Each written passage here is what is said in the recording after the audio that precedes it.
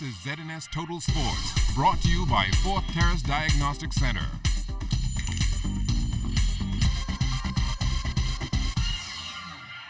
Good evening, Bahamas. I'm Kelsey Johnson. Welcome to Sports Sunday.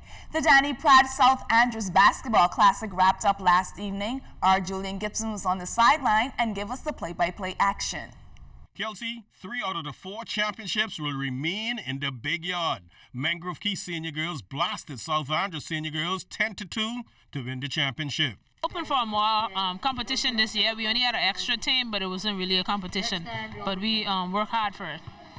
Mini Boys Championship game was between North Andros and D.W. Davis. D.W. Davis losing to North Andros 18-13.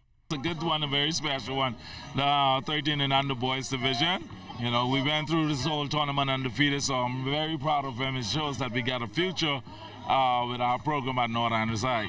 The boys championship game, this one was South Andros taking on Princeville. Princeville got out to a fast start in the first quarter, but South Andros would come back to win the championship 31-25. Excellent feeling, long time waiting. I told you for the break, Julian. I got something special, and these guys, they really take it home. Now I also want to some bigger tournaments, man, such as, C.I. Gibson, U. Campbell, we can put the whole package together, and so that can really be back on the map. And the only championship leaving Andros, Junior Boys. Coach Mark Hanna and the D.W. Davis Pitbulls, boy, they clawed past South Andros. The final score, 29-20. Times we won both, but it doesn't happen you plan every night, but I just thank God for the Junior Boys pulling through, and the Royals are here, and we are back on top again.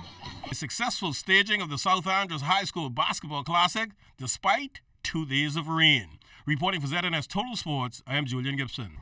With the Bahamas Softball Federation's round-robin championships fastly approaching, the New Providence Softball Association hosted 3 games last evening. The first, a continuation of Game 3, which was played on Tuesday night, was won by the defending champions, the Sigma Brackettes, 10-9. But the doubleheader proved too much for the team as the pennant winners, the Sigma Wildcats, came back and pounded the Brackettes 19-7. The Anna's Spartan Lounge Hitmen have a commanding lead over the Sting Truckers in the Men's Championship Series.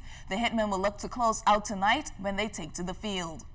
An aggressive ad campaign showcasing the beauty of the islands of the Bahamas was launched by the Ministry of Tourism in Canada this past week.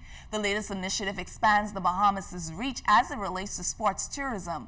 The Air Canada Centre now has a touch of sunshine on it as the many splendors of the Bahamas comes alive through the full display of pictures on the largest digital outboard in the world. The Jumbotron that hangs from the rafter inside of the arena also displays the country's beauty. Finally, in sports, the year 1964 was an historic one for the Bahamas in terms of sports.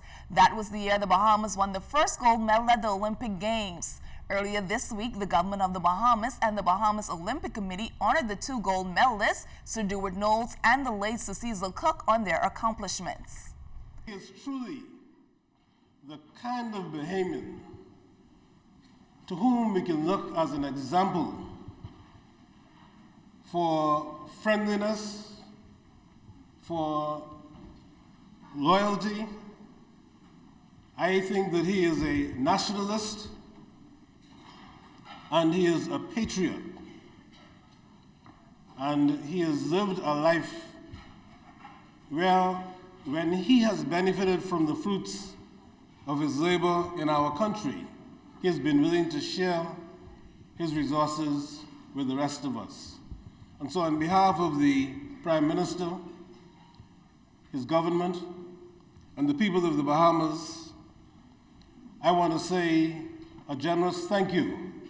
That's a wrap on sports. Once again, I'm Kelsey Johnson. Stay tuned. A check on weather is next.